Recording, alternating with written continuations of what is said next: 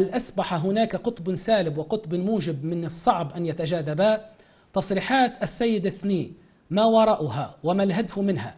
هل هي طوق النجاة للهروب من الغرق، أم هي طعم جديد لزيادة حدة الصراع بين شبه استقرار لتسليم رأس الهلال النفطي؟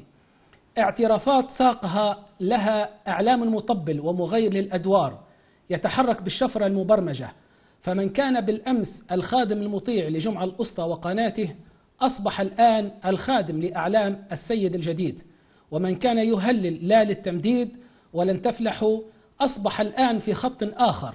هل السلطة والأموال أصبحت تشتري حتى ذمة الإعلام والإعلاميين؟ تصريحات واتهامات بالجملة، ما وراءها وما الهدف منها؟ ولماذا ظهرت الآن البطولة المتأخرة للسيد عبد الله الثني؟ أما بعد، ضيفي في هذه الحلقة السيد محمد الهنجاري، باحث ومحلل سياسي، نتحاور معه حول تصريحات السيد عبد الله الثني. رحبوا بك أستاذ محمد. أهلا وسهلا بك أخي نبيل. أستاذ محمد، سوف أبدأ من حيث انتهيت. لماذا هذه البطولة المتأخرة للسيد عبد الله الثني ولم تكن هذه التصريحات من البداية؟ كان سبقنا في السابق السيد المقريف عندما خرج من المؤتمر الوطني. لماذا البطولات المتأخرة ولم تكن في وقتها؟ أعتقد أن هي حالة نفسية تقضي يمر بها كل إنسان، حالة دنو الموت، فينتج عنها التوبة الآن وإخراج كل ما هو كان يراه أنه شر، فيلقي به ويعترف بما كان تكفيرا عن ذنوبه أو عن ما خطاياه التي قام بها. هذا ما حصل.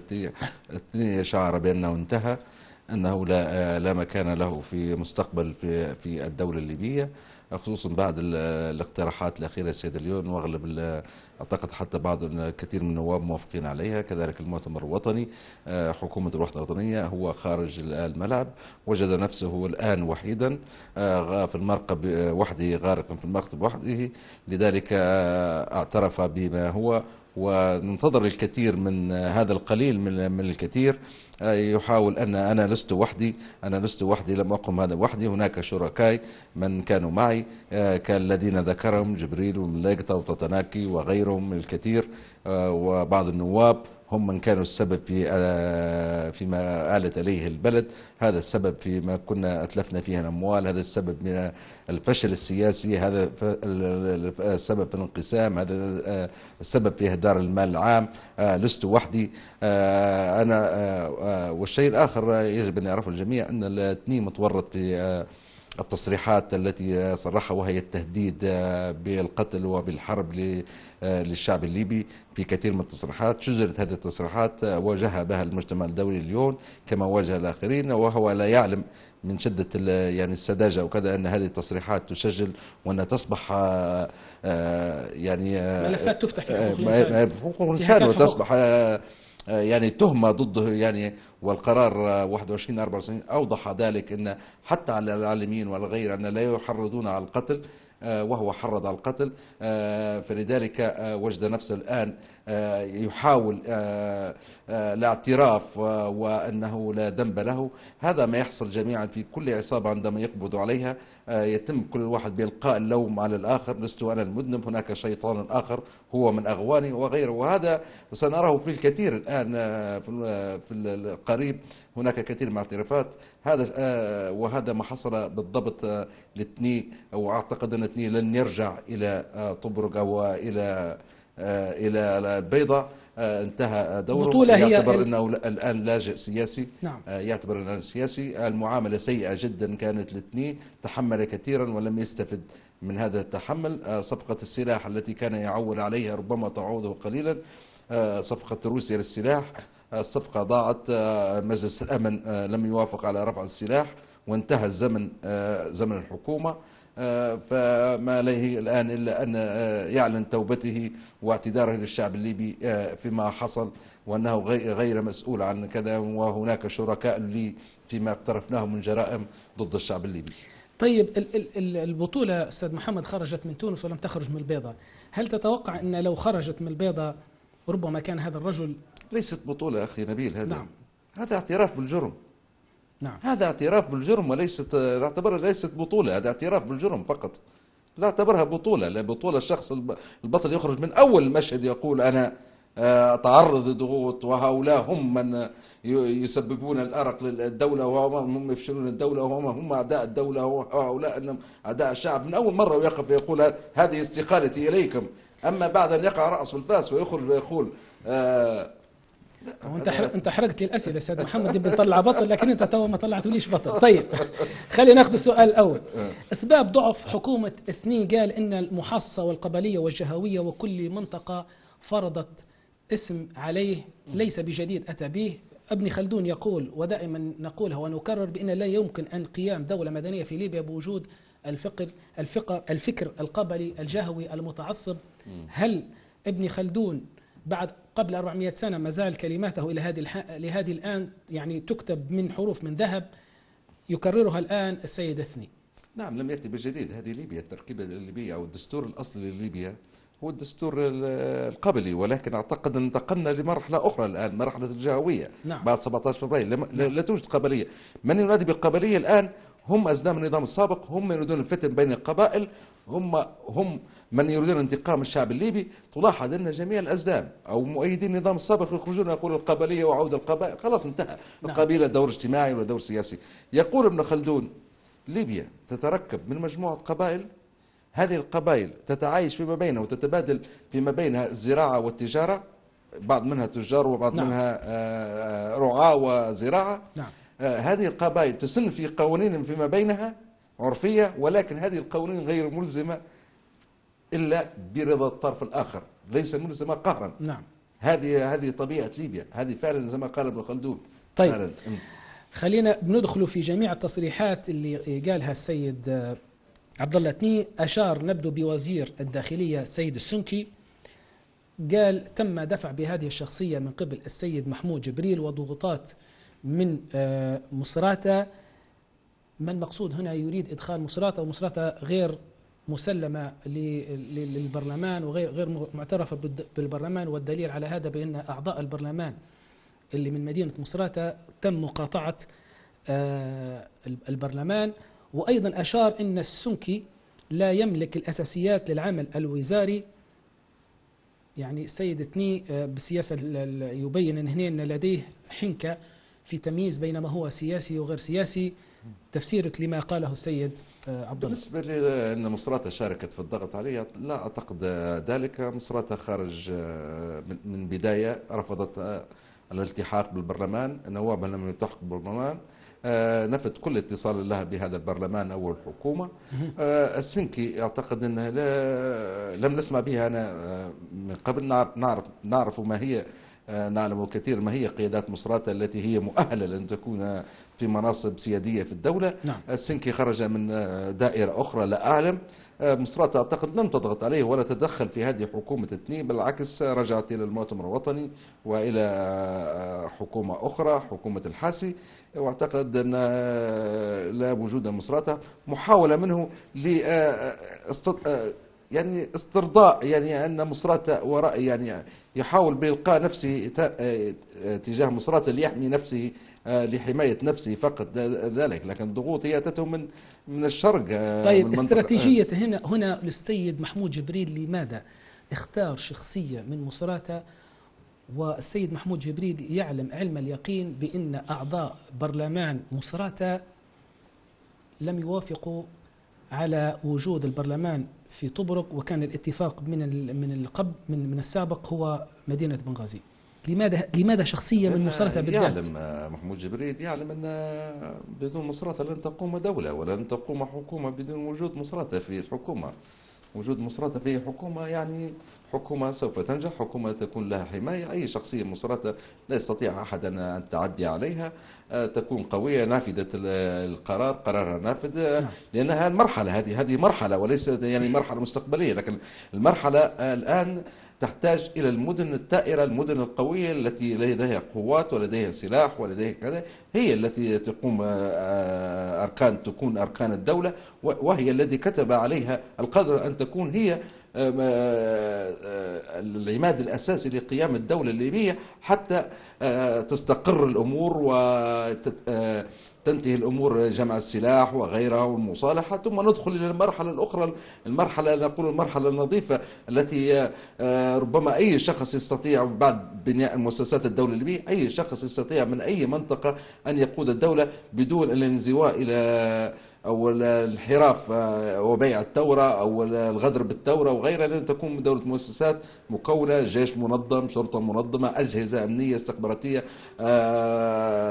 فاتنه نعم. قويه جدا، منها اي شخص يستطيع ان يسير الدوله مثل ما نرى في الدوله الديمقراطيه الان، اي شخص شخصيه تستطيع، لانها دوله مؤسسات واداره. هل جذب السيد السنكي كونه من مدينة مصراتة هنا محمود جبريل القصد منه هو استلطاف مصراتة كونها الخصم الأول لديه فيما يتعلق بتوجهاته السياسية؟ هل هذا المقصود أم للسيد جبريل مآرب أخرى؟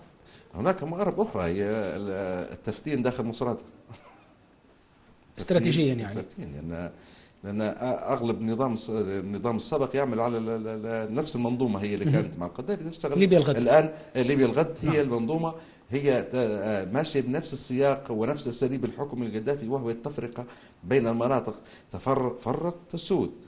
لماذا يركز الآن النظام السابق في الخارج وكل في القنوات يتكلمون عن القبائل حول، لأن لما تفرق بين القبائل تستطيع أي شخص أن يحكمهم، وهذا واحد أساسيات. ولكن أعتقد أن مصراتة متماسكة جدا، مصراتة الآن مصراتة واحدة، قبيلة واحدة لا أكثر، نحن زاوية واحدة، صبراتة واحدة، غريان مدينة واحدة، قبيلة واحدة، كل المدن التائرة لن أصبح قبيلة واحدة. ما نحتاج النقلة الأخرى هي أن ليبيا أصبح قبيلة واحدة. نعم. ولكن من يغرد في الزمن المتخلف في القبيلة، هؤلاء متخلفون، هؤلاء حاقدين على الشعب الليبي، هؤلاء يريدون مننا يعادوا التخلف، كمن يأتي بعرب الآن ويسابق بها سيارة ذات 6 اسطوانات تعمل بالبنزين.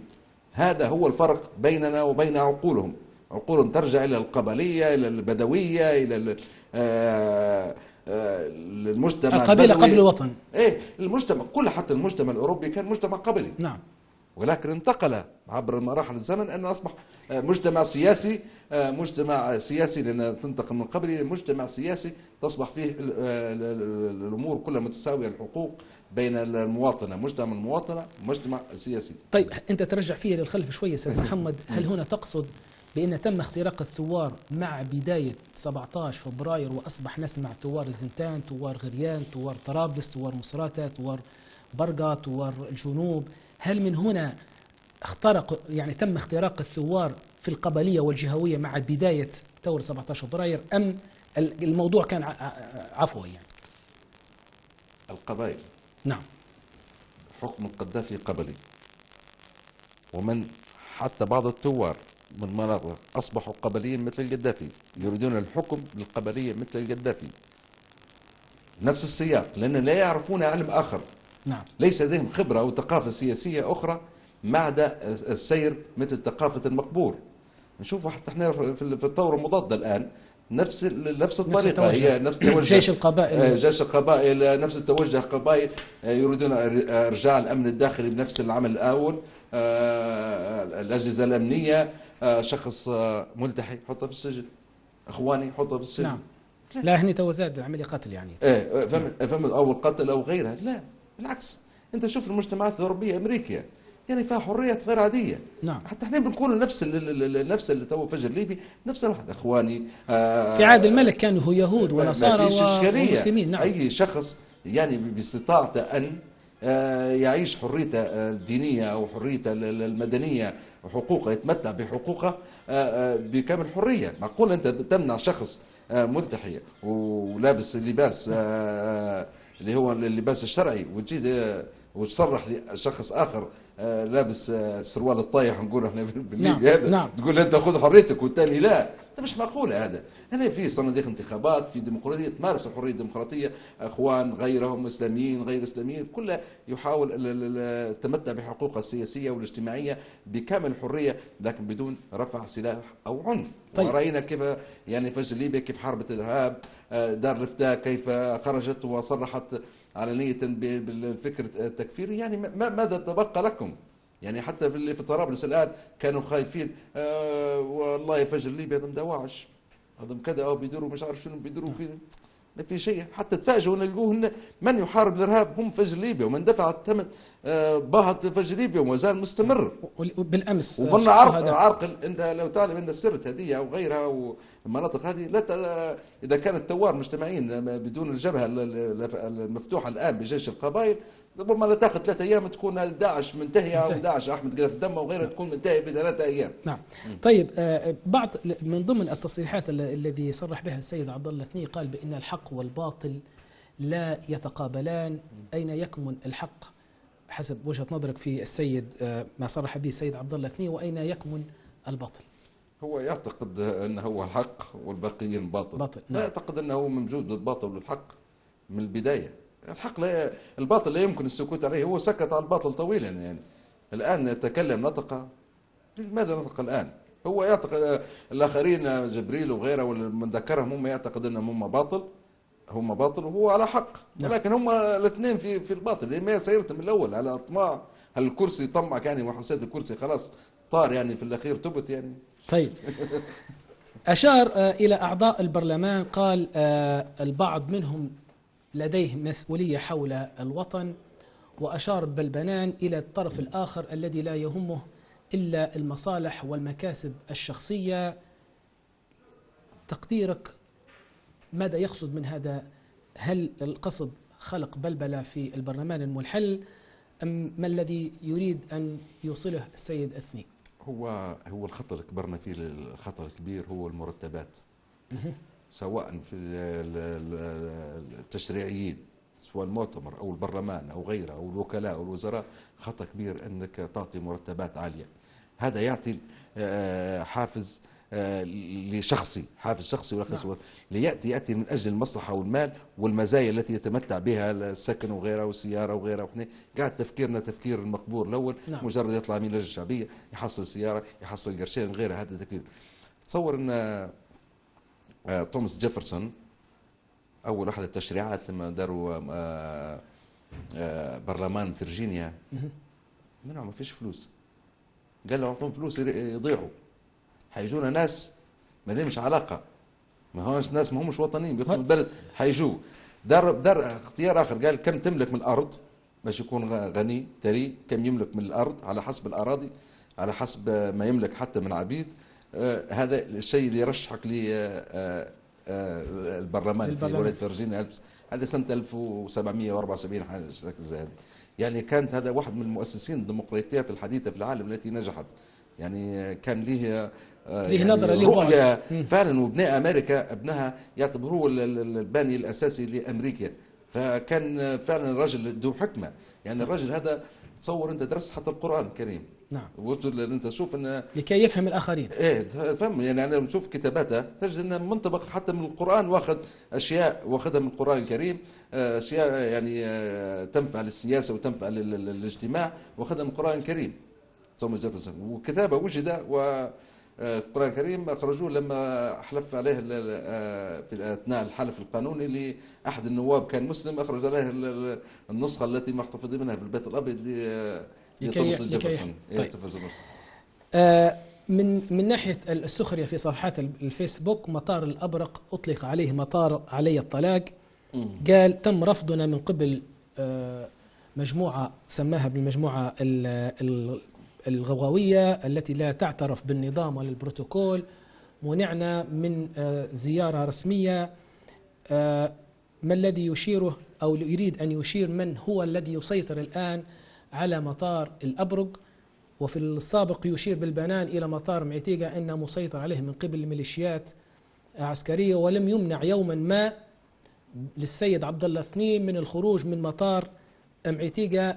تحليلك لهذا النقد؟ هو اعتقد ان ما عرف، قال ما عرفتني الا جربت غيري. ما تعرفنيش جرب غيري. جرب غيري. فعلا هنا حرقوا له بيته اثنين. فعلا الثوار كانوا غاضبين، حرقوا له بيته بسبب الواحد اللي داره. ولكن لما خرج من هنا خرج من مطار معتيقة مكرم زي مواطن سافر ما فيش اشكاليه، وكان بامكان الثوار اذا كان ناقمين ولا كذا راهو مسكوه وسجنوه وما تمشيش، ولكن سمحوا لي، لكن اللي حدث في طبرق حدث شيء اخر، يتعرض للاهانات وغيرها. حتى في البيضاء هو وجد منطقه اخرى مختلفه، حلف اليمين والطلاق موجود عندهم شيء طبيعي اذا كان حلف اليمين والطلاق، هو ذكر الحلف واحد. حتى في المؤتمر نتاع القبائل اللي حدث في طبرق شفت انت الحلف عليه الطلاق ما صار. نعم. انا اعتقد انه المفروض حلف الطلاق يحطوه في الدستور. نعم. من دام الناس قاعده بالعقليه هذه بالحلف نعم. واليمين طلاق. نعم. في الدوله، في سياسه الدوله، في امور الدوله، هذا الحلف حطوه في الدستور، نزلوها ماده في الدستور وخلاص. هي يعني طلاقات كثرت، لان حتى السيد علي زيدان حلف عليه بالطلاق. وتوا حتى السيد تطاناكي انحلف بالطلاق. ما يحلفوا لي على الطلاق، خلينا ناخذ رئيس وزراء بالله يحلف لي بالله. طيب. السيد محمود المصراتي كان هو صاحب اللقاء، وصف القعقاع والصواعق بالميليشيات، وفي السابق كان من يدافع عليهم. لماذا تغيير الخطاب الإعلامي بالنسبة للصحفي محمود المصراتي، وفي السابق كان من داعمي القعقاع والصواعق ويقول بأنهم جيش؟ كل مع اقتراب النهاية يحاول الآن الخروج وتغيير جلدته ومحاولة ترطيب الأجواء، لأن النهاية اقتربت بالنسبة سواء للصواعق والقعقاع وجيش القبائل. أعتقد أن انتهت المدة متاعهم، والهزيمة أصبحت واضحة أمام الثوار. الآن هم يعني متفرقين، فلول، مجرد فلول، ربما يبقوا للوحوش والأفاعي مع اقتراب فترة الصيف، والهزيمة أصبحت واضحة. كانوا يعولون عليهم كثيرا في اقتحام طرابلس وتدمير طرابلس، ولكن حدث العكس. وآخر قوة اللي كانت يوم الخميس والجمعة، تلك القوة التي كل ما عندهم من قوة دخلوا محاولين الدخل بطرابلس، لكن في العزيزية كان رد قوي من الثوار. ضاع المغرر بهم، والذين صدقوهم وصدقوا أعلامهم الكاذب ضاعوا ضحايا بين قتيل وأسير وجريح. ضاع كثير من الشباب، نكبة كانت قوية، ضحوا بشباب ورشفانة كبش فداء، راحوا لمناصبهم وغيرهم من أجل مناصبهم. أصبحت الأمور واضحة.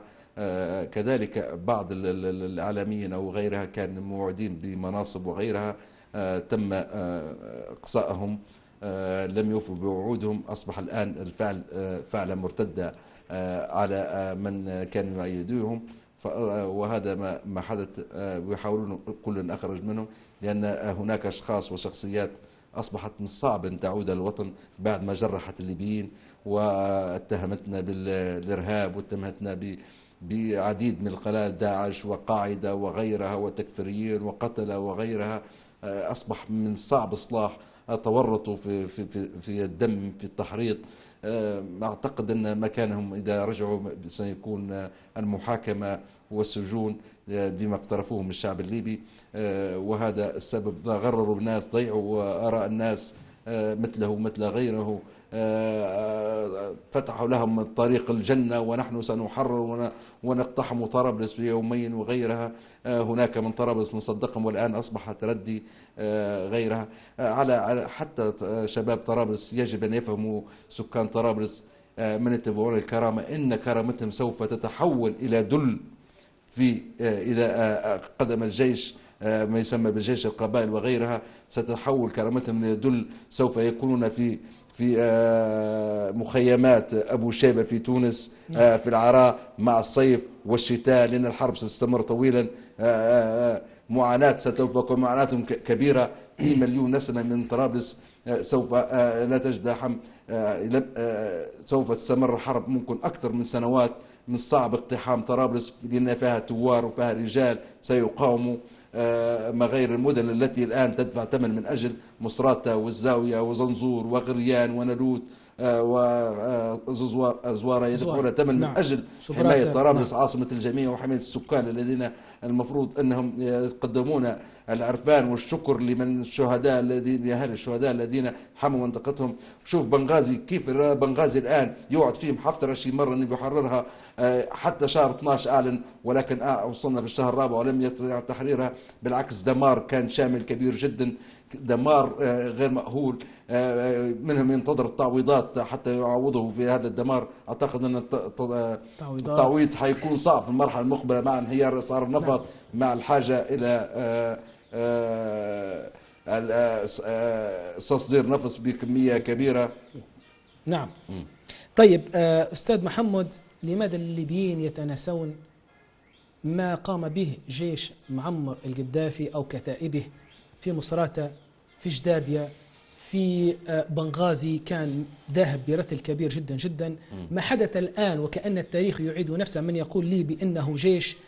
ما حدث الآن في بنغازي من قبل ما يسمى بجيش، لماذا الشعب الليبي أصبح يتناسى؟ يعني 2011 ليس ببعيد. لماذا الآن مقتنعين تمام الاقتناع بأن ما هو موجود الآن جيش، رغم الدمار ورغم الانتهاكات ورغم القتل ورغم المأساة التي كانت عانت منها بين قوسين خلينا نقول مصراتة، لأن أكثر مدينة في ثورة 17 فبراير تم قصفها، والآن ربما بنغازي أخذت الدور الأكثر الآن من قبل ما يسمى بجيش الكرامة. لماذا هل هناك مشكلة نفسية اجتماعية لدى المواطن الليبي، أم هناك بعكس ما أم الإعلام لي دور؟ بعكس نقول لك اللي حدث في الثورة البداية، بعكس ما حدث في الشرق، عكس ما حدث في الغرب. نعم. في الشرق 3 أيام تم القضاء على جيش القذافي بفضل التدخل الفرنسي. نعم. لم تفرز من هو ثائر ومن هو غير ثائر. تبقى زي النظام مندسين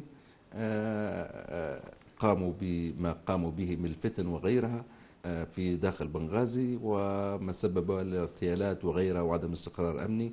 فتبقوا الآن ما زالوا هم المتصدرين المشهد في بنغازي، ومن رجعوا مع حفتر ومع غيرها انضموا للجيش غيرها. لكن في المنطقة الغربية فترة 7 أشهر أفرزت.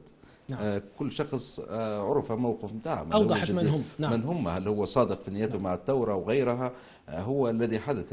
يعني تريد أن تشير هنا اللجان الثورية والقيادات الشعبية كلها الآن في المنطقة الشرقية لم تتضح في تلك الفترة. وضحت. نعم. وضحت. الآن كشفت عن أنيابها. كشفت عن أنيابها الآن، وخصوصا عندما حفتر حس بالضعف استعان بالمنظومة السابقة والكتائب، وهي هذه كرامتكم أيها الجيش وأيها من كنتم على إنصاب هذه نرجو لكم كرامتكم، التي في نظرهم أن الثوار مرغوا كرامتهم في الوحل، فأرجعوا منها قال لهم حتى مقبوركم ومعبودكم وإلههم السابق أنه تاريخ، وأنه لا يجب أن يقتل، وأنه لا المفروض أن كان هذا تاريخ، وأنه ينفى أو يبقى الاستوانة الخضراء الأولى يعني. فهي استدعاء. فقامت طبعا هنا في الحالة هذه قام كل أحمد قذافي الدم وغيره والجماعة التي في مصر وفي تونس بالانضمام حول حفتر، منهم من أتى للمنطقة الغربية، دخل منهم في المنطقة الغربية ومنهم من المنطقة الشرقية. وهذا يأتي لأسباب، هي الفشل في البداية في المؤتمر الوطني الذي لم يستطع أن يحقق بسبب الانقسام، بعكس ما نراه الآن. المؤتمر الآن مستمر، عمل جيد جدا واخذ خبرة أعتقد حتى في السياسة، أعتقد محاور جيد وناجح، مناورة جيدة في السياسة، بعكس ما كان السابق. ملف المصالحة لم يفعل، وهذا ما سبب يعني طول المعاناة في الخارج، فانضموا فكانوا لقمة سائغة وسهل اصطيادهم لهؤلاء مثل طامعين في الحكم، حفتر وأحمد قذافي الدم وغيره ومحمود جبريل وغيره، فكان لقمة سائغة أن مدوا لهم أموال وعانوهم بما عانوهم من الفقر ومن غيره فجروا. ولكن أنا نقول لهم كل الأشخاص هذول فانيون، لكن الوطن باقي، الوطن هو الباقي، فخلي ولاك لوطنك افضل من ولاك للغير. ما فيش حد، انت 42 سنه القذافي مات اهو، وشفت اللي عانته بعد القذافي بسبب واصراركم على البقاء معه لاخر لحظه. شوف شنو ياثر عليك. دائما خلي ولاء الوطن وانحاز للوطن افضل من شخص فاني في النهايه. طيب، قال السيد عبد الله الثني من ضمن ما صرح به: القيادات العسكريه لا احد فرض عليه رايه للامانه. هذا ما قال. هو اعتقد انه يتحاشى حتى في الكلام على حفتر. يعني فيه في علاقه وطيده او خوف من حفتر، فيتحاشى ان يتكلم على حفتر. ربما حتى حفتر، لأن حفتر له تأييد يعتبر في الشرق، خلينا كلام واقعي، له تأييد بالأسباب التي للفشل اللي صارت. يعني احنا نقول محروق بالنار ينفخ على اللبن. فربما هو خاف، يعني ذكر الآخرين ولم يذكر حفتر، تحاشى الكلام عليه. ربما من نفس المدرسة العسكرية، ربما غيرها، ولكن طيب، من ضمن ما صرح به السيد عبد الله الثني قال إن 61 عضو جلبوا لي توقيعاتهم من أجل الضغط على تسمية السيد حسون تطناكي على رأس محفظة ليبيا للاستثمارات. وأعلن السيد تطناكي بالأمس عبر قناة الحياة المصرية وقال: حلفوا لي بالطلاق على هذا المنصب وأثني سارق. هل أصبحت الآن المشادات الكلامية بين القطب الواحد في السابق والقطبين الآن؟ دائما أي أشخاص اتخذوا الشر منهج أو طريق لهم لابد من الفراق بينهم. يعني تقصد هنا بسم الله الرحمن الرحيم: ولا يحيق المكر السيء إلا بأهله. يعني بأهله. نعم. هذا دائما هذا عادة من رجالته. هو تطناكي يحلف، إذا كان الحلف موجود في الدستور مش مشكلة. تطناكي يحطوك هنا في المحفظة. تطناكي يحاول أن يعوض، لكن هنا تو السيد تطناكي، يعني أنا عبر أحد أعضاء المؤتمر السيد عبد القادر حويلي، خلينا نكون واقع معكم صريح، وبعض الأعضاء صرحوا لي بذلك، قال بأنه طلب منصب وزير الخارجية وتم رفضه، وبعد ذلك أصبحت الهجمة الشرسة عن طريق قناته وهي قناة ليبيا أولا. لاحظنا في المدة الماضية هناك حملة ضد عبد الله الثني. هل الآن اشتغل السيد حسون تطناكي بالابتزاز الإعلامي مرة أخرى مع السيد عبد الله الثني على غرار ما حدث في السابق؟ هذا أحد الشركاء في المؤامرة التي حدثت. نعم. المؤامرة التي قاموا من أجلها وجر البرلمان ونقله إلى طبرق وقيام بعقيلة وغيرها، هذا الشركاء كلهم، ولكن عند الاقتسام خرج تطناكي خارج القسمة. نعم. يعني فما طلع برا، يعني بنقول طلع برا اوت. فما كانت ردة فعل تتناكي إلا أن نعم أصبح مهاجم، واخذ الدور المهاجم الآن على الثني وعلى كل من أتى ضده، لأن الكعكة ما حصل شيء من الكعكة. احنا نقول نعم طلع برا اوت من الكعكة، وهذا السبب اللي خلى تتناكي يشن الهجوم الشرس على الثني. والرغم أن انحاز تطناكي إلى حفتر، انحاز نعم. إلى حفتر، لأن حفتر يحاول تقديمه قليلا، يعني يبدأ حاكم عسكري للمنطقة أو غيرها، زي ما يعني شفنا. هو أصبح الحاكم الآن الفعلي لكل، يعني حتى المفاوضين في المفاوضات الصغيرات وغيرها يتفاجئوا أن يجوا بكلام، وبعد ما يرجعوا يتهموا الكلام، بعد ما يرجعوا الطبرق يرجعوا بكلام آخر مختلف جدا. نعم. من أسباب التأثيرات سواء من حفتر أو من جماعة علي الطلاق هذوما، هذه واحدة من المشاكل. طيب الحقيقة الهجمة اللي قام بها السيد تطناكي، قال وعبر قناته ليبيا أولا والكرامة من خلالها خلق أزمة وقود وغيرها، وقال: لا يمكن أن أقبل بهذا الشخص لأنه رجل أعمال، ولا يمكن أن نخلط المال الخاص بالمال العام. هل يشير على ابتزاز؟ ماذا يشير بهذا الكلام؟ وربما هنا السيد عبد الله الثني يناقض نفسه كونه هو صاحب شركة مقاولات. طبعا أحد الشيء الثني هو أصلا مقاول. نعم. وحتى أسباب توصيله لوزارة الدفاع أنا آتي لزيدان. نعم. بشأن طلب الحصول على عقد من صيانة المعسكرات. نعم. وما جعل تطناكي يوقف الوقود أو غيرها. تطناكي يعتبر نفسه أنه دفع ثمنا كثيرا في استضافة سواء النواب في مصر، سواء في دفع أموال للبرلمان، في بعض التجهيزات، توفير الوقود.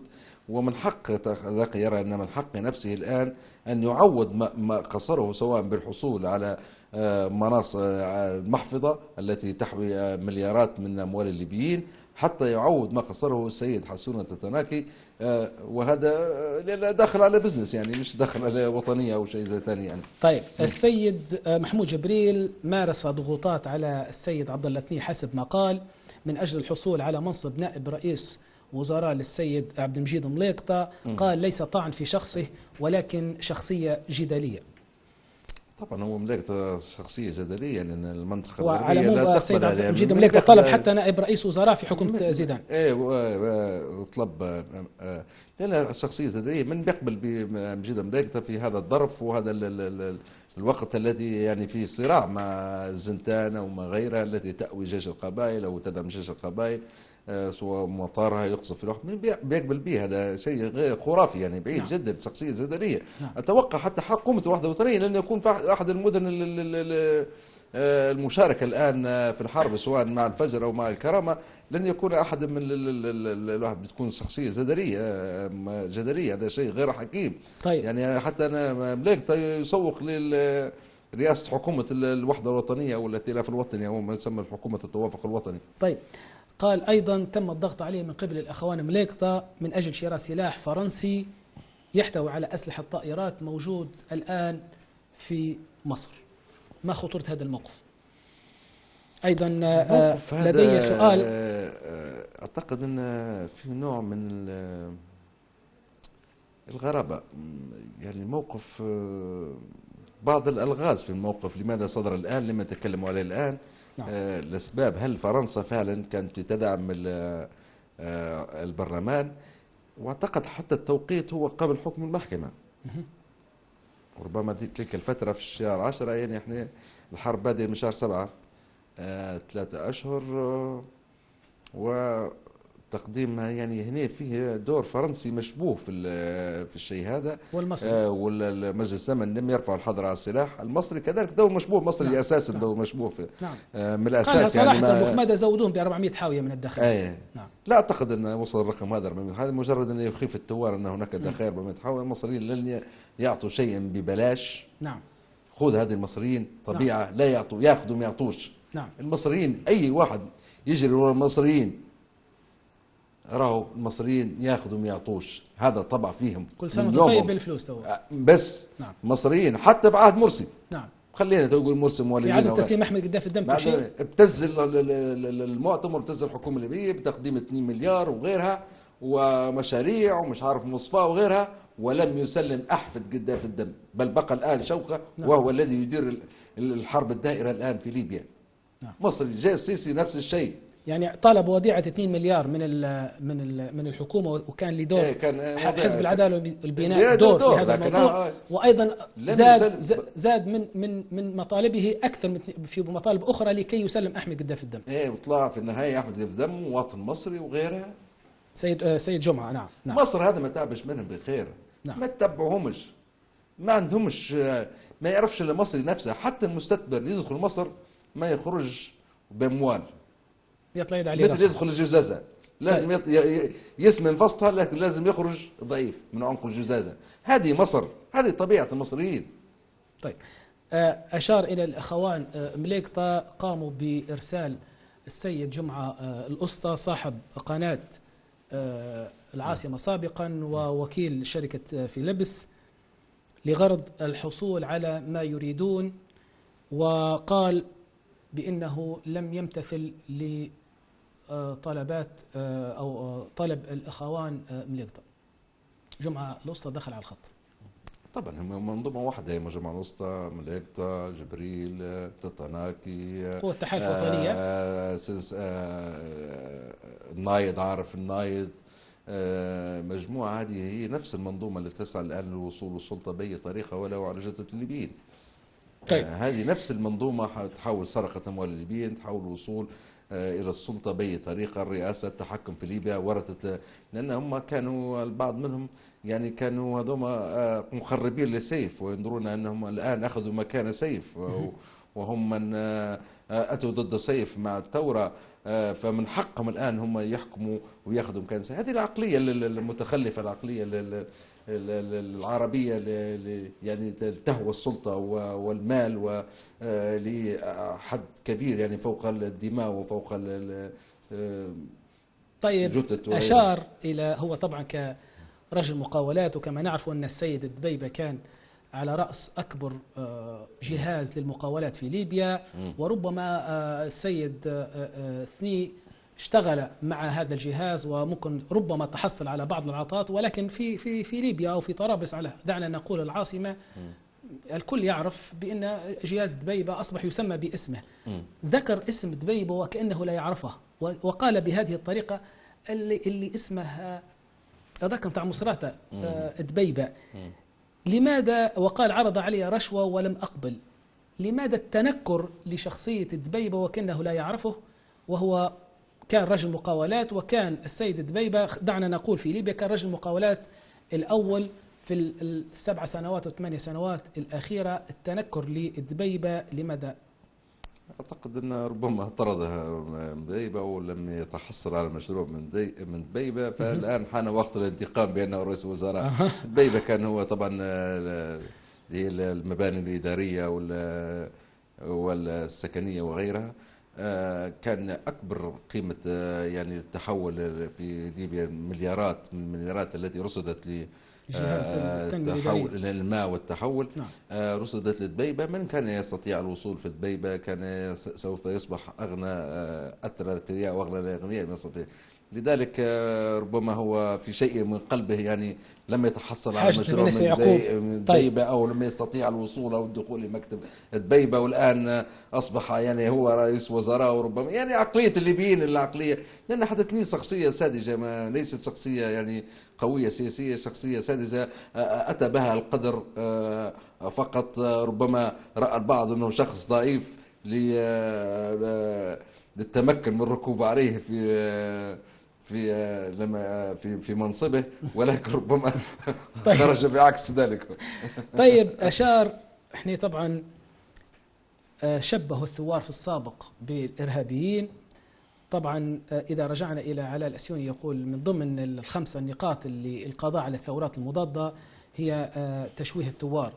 شبه الثوار في السابق بالإرهابيين، ثم شبهوهم بأنصار الشريعة، ثم صبهوهم بالدواعش، والآن الجميل يخرج علينا السيد عبد الله الثني ويقول الحوثيون في اليمن هم فجر ليبيا في ليبيا. ما زال ربما بعد أشهر أو بعد أسابيع القادمة سوف تسمع في بعض القنوات الأخرى الحوثيون هم فجر ليبيا. هو يعني بيقصد يعني انقلابيين مثل الحوثيين. نعم. ولكن لو تسأل الحوثيين من هم الحوثيين مش هيعرف من هم الحوثيين أصلا. من يكون الحوثيون وشن دينهم ولا شن مذهبهم أو غيرهم ومن نسلهم ممكن ما يعرفاش بالسبب. ولكن هو كل محاولة إلقاء التهم يعني حتى من أجل صالح الكلام هذا أن لهم علاقة بالحوثيين أو غيرها، محاولة جذب العالم ومساعدتهم في الحرب على فجر ليبيا، هي كل محاولات فاشلة. وربما حتى نجد ربما يقول أحدهم أن يملكون النووي ويملكون الكيماوي، وربما لديهم علاقة برجال الفضاء من المريخ أو غيرها. هذه كل التهم هذه متوقعة في المستقبل والحالي، متوقع إلقاء التهم حتى لأن الهزايم تلو الهزايم. يعني أنت شوف الهزيمة اللي يعني كل المحاولات اللي دارها في مجلس الأمن وفي الجامعة العربية نعم. بقت بالفشل والهزيمة. طيب. يعني حتى السيسي البعض يعتقد أنه ما زال يشجع السيسي، بالعكس السيسي خرج الآن من المشهد الليبي فقط، اتخذ الخيار التدريجي من المشهد الليبي، خروج المشهد الليبي. السيسي ليس علاقة له بليبيا الآن إلا ربما بعض الملفات لم تغلق معهم فقط، لأن دولة دخلت للطفرة الاقتصادية والحوافز الاقتصادية التي قدمت لها في المؤتمر الاقتصادي المصري، واعتقد انه ناجح فعلا. نعم. ناجح. نعم. فليس من صلاحها يعني يدخل حرب. كذلك النصائح اللي اعطتها لها بريطانيا وفرنسا وامريكا ابتعد عن الشأن الليبي، ووضح ذلك ان هذا شأن دولي ليبيا والامم المتحده وغيرها. يعني انا ما عادش دوروني، يفهموني انا ما عادش دوروني. طيب. ما عادش عندي علاقه بهم، ولكن هم ما زالوا. طيب. أنا ماشي 12 دقيقة نبي نكمل معاك الأسئلة سيد محمد، يجب أن نبي نتموها حتى لو المخرج أعطانا 5 دقائق. مخرجنا، الأزمة في ليبيا قال السيد عبد الله الثني الأزمة في ليبيا أزمة أمن وشرعية، وليس مثل ما يروج له السيد اليون وسفير بريطانيا بأنها أزمة سياسية. أزمة ليبيا ما هي حسب تقديرك الشخصي؟ تتفق مع السيد عبد الله الثني أم تختلف؟ عبد الله الثني يبحث عن مصالحه الشخصيه ومصالح فئويه. هذه المجموعه المحيطه به فقط، ولا ينظر إلى مصلحة الوطن، مصلحة ليبيا، مصلحة سياسية. هل يعقل شخص في مثل الثني لا يفكر يهدد في 4 مليون ليبي أو يفوق هذا الرقم بالحرب يعني أنت بتهاجم دولة كاملة.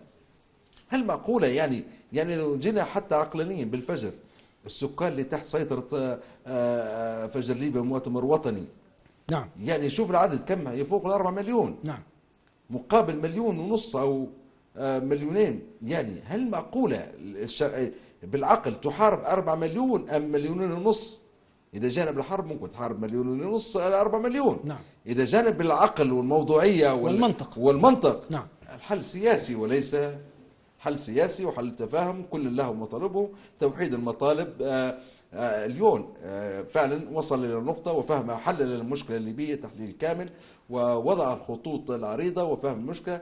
منها أحد الطرق التي استعملها وهي طريقة نقول احنا الخزنة وعدة مفاتيح، أو الباب وعدة مفاتيح، حتى لا يدخل هذا الباب شخص مفرد. يعني لابد من وجود مشاركة الجميع، منها عدد المجالس، توزيع الصلاحيات على المجالس، لا يتخذ قرار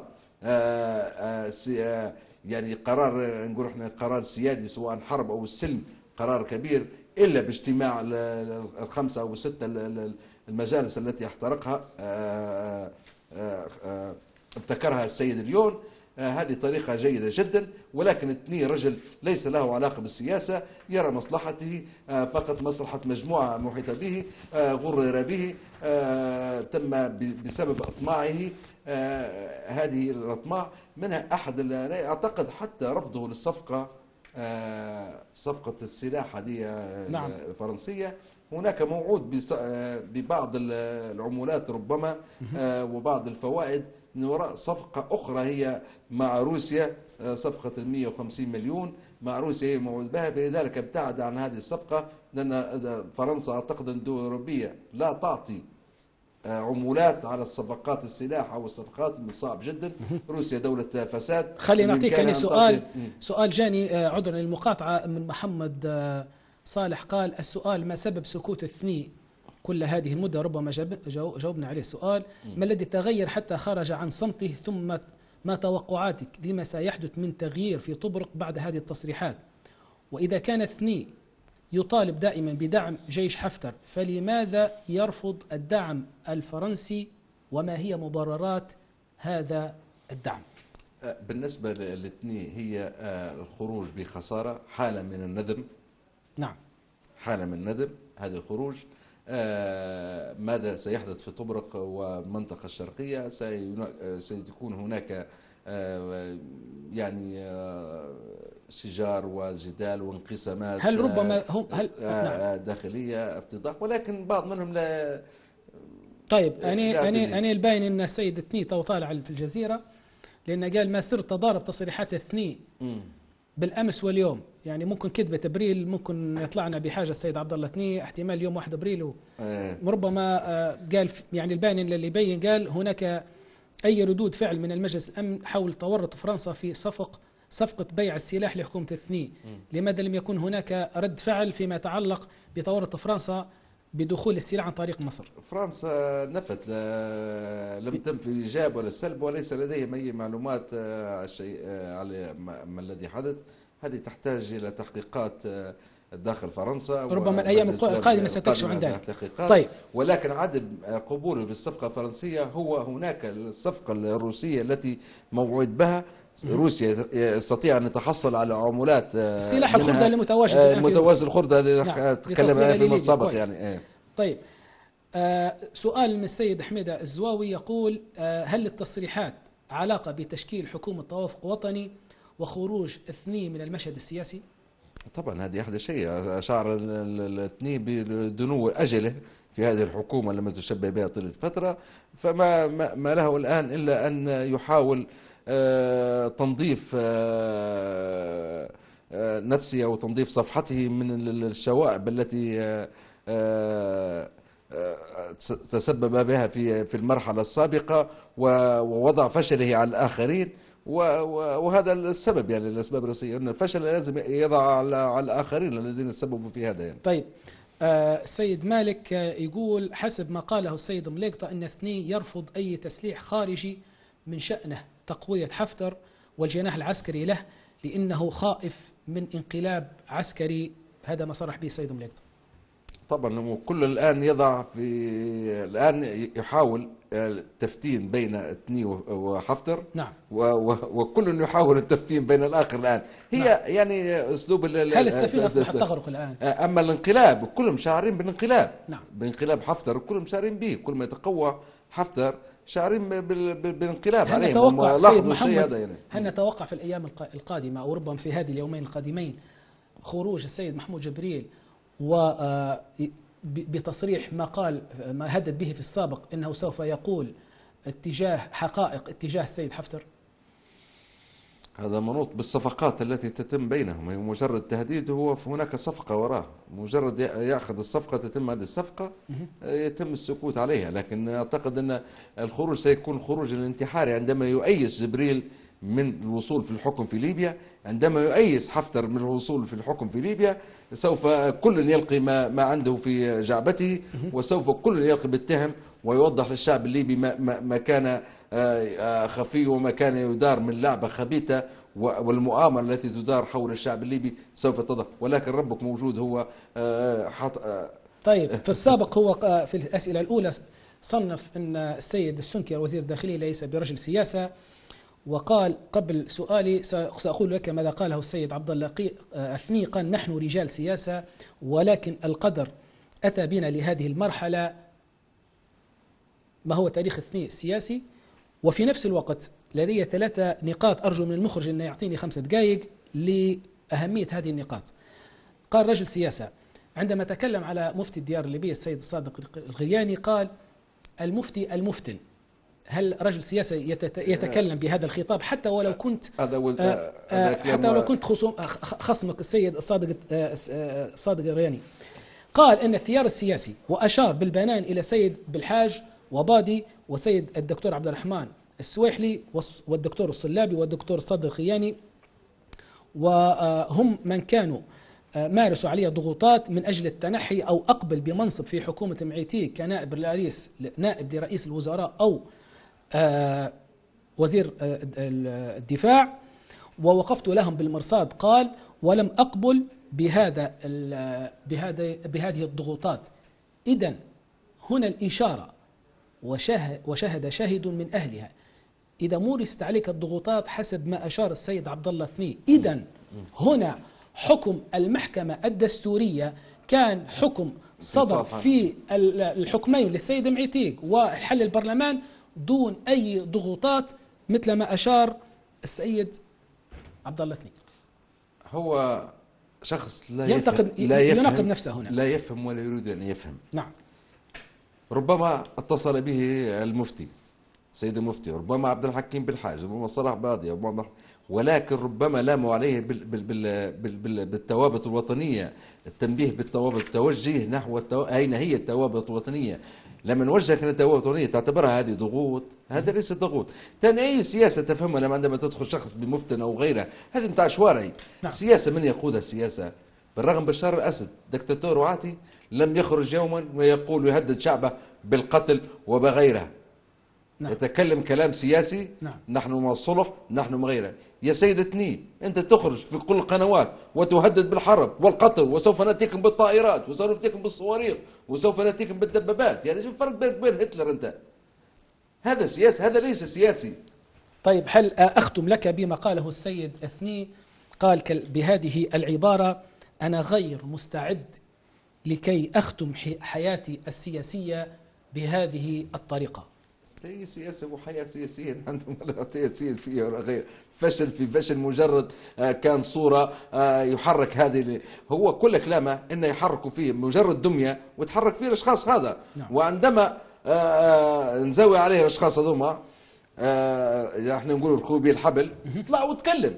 هذا هو دمية، مجرد دمية. أي سياسة تعرفها يتنيه انت مجرد دمية. كنت في الاشخاص هذوما تتناكي وجبريل وغيرهم لقطه وجماعته وعليه اليمين وعليه الطلاق، هذا كنت دمية في ايدهم. الان مرخو بيك انت ومش شادين بيك في حكومه وحده وطنيه وخلاص وافقوا على حكومه وحده وطنيه. تو تطلع تقول كذا. هذا هو شنو السياسة اللي عندنا من السياسة يعني. طيب في نهاية هذه الحلقة ما صرح به السيد أثني يبين أن الجهات والشخصيات المدنية هي سبب الصراع القائم الآن في ليبيا.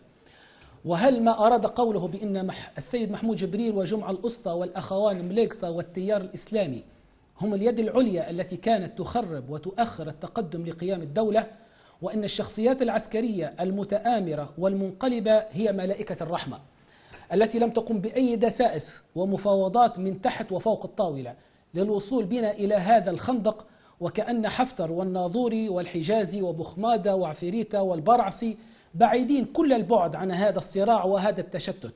السيد عبد الله ثني مشكور جدا على هذه التصريحات التي وضحت اتفاقك على صفقة ما لانحيازك لطرف دون طرف آخر، وهذه التصريحات لا تعفي ولا تبري المجموعتين إلى ما وصلت به البلاد من تصارع بين أبناء الشعب الواحد. في نهاية هذه الحلقة لا يسعني إلا أن أشكر الأستاذ محمد الهنجاري باحث ومحلل سياسي، والشكر أيضا موصول لكل من تابعني والفريق المصاحب لي. رحم الله شهداؤنا ونصر الله أبطالنا في الجبهات وحفظ الله ليبيا.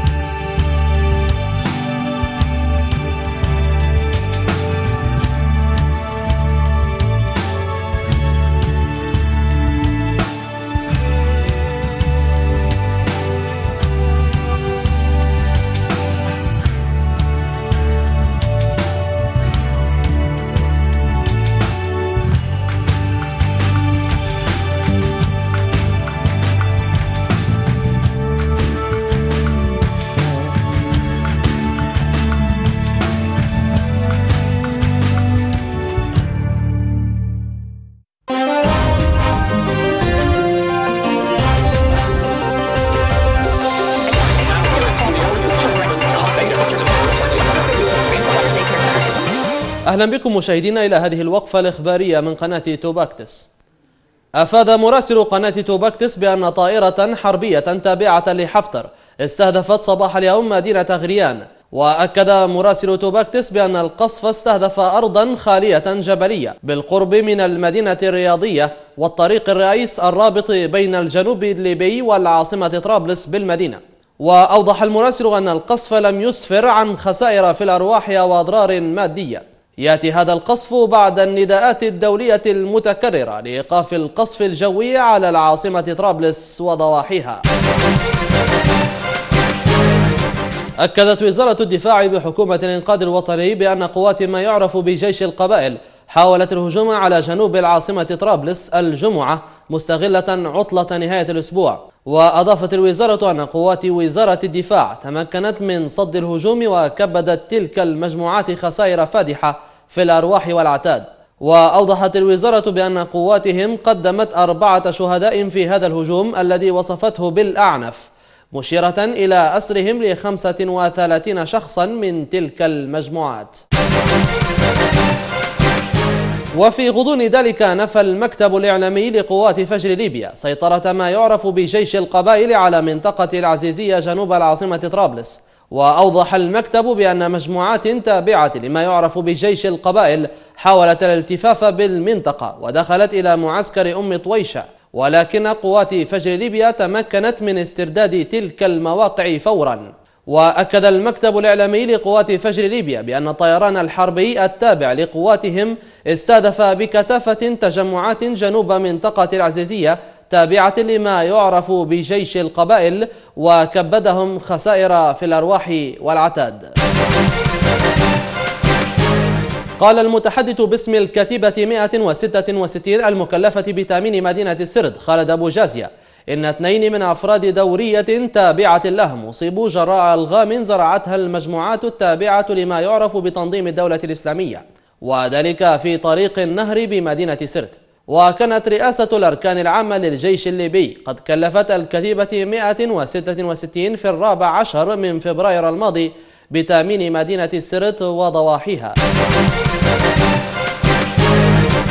قال أمير القطاع الأوسط لحرس السواحل وأمن الموانئ بمدينة مصراتة رضا عيسى إنهم أخلوا سبيل 14 صيادا مصريا جراء ضبطهم على متن جرافة صيد في ديسمبر من العام الماضي قبالة شواطئ سرت. وأوضح عيسى بأن إطلاق سراح الصيادين جاء استجابة لمناشدات أهاليهم المتكررة، وبعد أن تعهد الصيادون بعدم تكرار هذا العمل مستقبلا، مشيرا إلى عدم تلقيهم أي اتصال من السلطات المصرية للسؤال عن الصيادين. ومن جهته أكد ربان الجرافة المفرج عنها صبر القاضي أنهم لم يتعرضوا لأي معاملة سيئة خلال فترة الاحتجاز، وأبدى استياءه من عدم تواصل سلطات بلاده معهم. إلى هنا مشاهدينا وصلنا إلى نهاية هذه الوقفة الإخبارية، شكرا للمتابعة، إلى اللقاء.